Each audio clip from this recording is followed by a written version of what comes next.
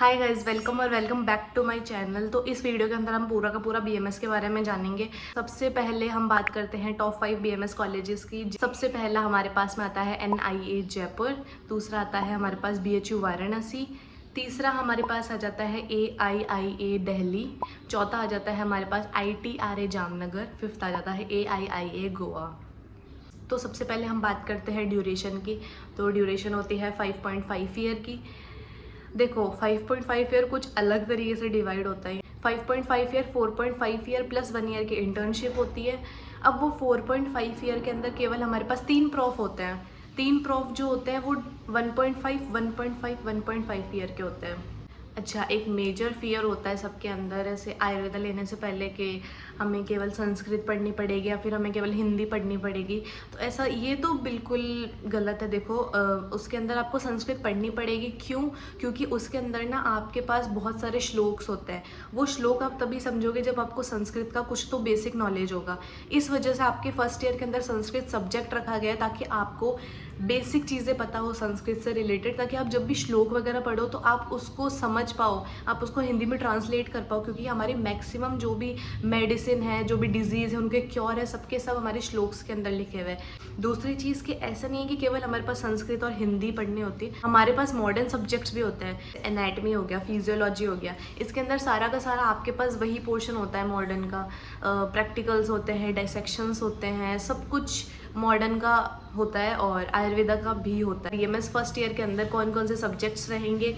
तो सबसे पहला रहेगा आपके पास में संस्कृत, दूसरा रहेगा आपके पास में रचना शारीर जिसका मॉडर्न वर्जन हो जाएगा एनाटमी, तीसरा होगा क्रिया शारीर जिसका मॉडर्न वर्जन हो जाएगा फिजियोलॉजी, फिर चौथा होगा संहिता अध्ययन जिसके अंदर आपके पास में 2 बुक्स होंगी, चरक संहिता और अष्टांग हृदय, और लास्ट हमारे पास होगा पदार्थ विज्ञान।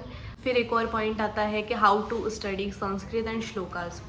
देखो आपको जाते ही अगर आप सोचोगे मैं कॉलेज जाते ही श्लोक संस्कृत ये सब पढ़ने में एकदम फोकस कर लूँ, तो ऐसा कुछ नहीं। आपको सारे सब्जेक्ट्स को टाइम देना होता है। तो अगर आप केवल वही पढ़ोगे तो आपके मॉडर्न के सब्जेक्ट पीछे छूटते जाएंगे। तो ऐसा आपको सबको बैलेंस बना के रखना है। और अगर बात रही संस्कृत और श्लोक आप कैसे पढ़ोगे, तो उस चीज़ की आपको बिल्कुल भी फिक्र नहीं करनी है। आप जिस कॉलेज के अंदर जाओगे ना, सब के अंदर आपको फैकल्टी मिलती है पढ़ाने के लिए, टीचर्स आपको पढ़ाते हैं और काफ़ी अच्छी तरीके से पढ़ाते हैं। आपको कुछ भी नहीं आता। हमारी क्लास में इवन ऐसे स्टूडेंट्स हैं जो CBSE से है, उनको संस्कृत का कुछ भी नहीं आता था, बट अभी वो टॉप कर रहे हैं। तो ऐसी चीज़ बिल्कुल भी दिमाग में लेके नहीं चलनी कि मुझे तो संस्कृत नहीं आती तो मैं कैसे कवर करूँगी। कुछ भी, सब कुछ हो जाएगा, ठीक है। धीरे धीरे एकदम सब क्लियर हो जाएगा।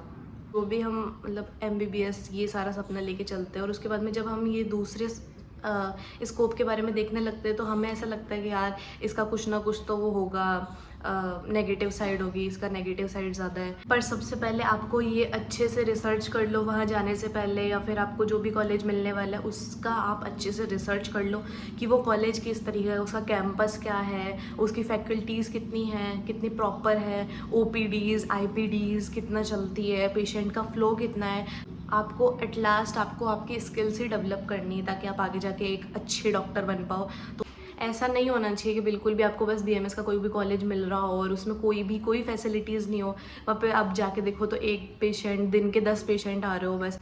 तो ऐसा कॉलेज मेरे हिसाब से तो मत ही चूज़ करना है। क्योंकि अगर आपको आपकी स्किल्स डेवलप करनी है तो आपके पास गुड पेशेंट एक्सपोजर होना चाहिए और बहुत चीज़ें मायने रखती है।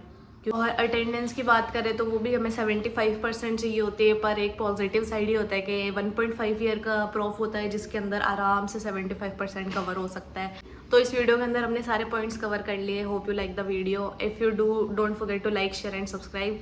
Thank you for watching. Bye.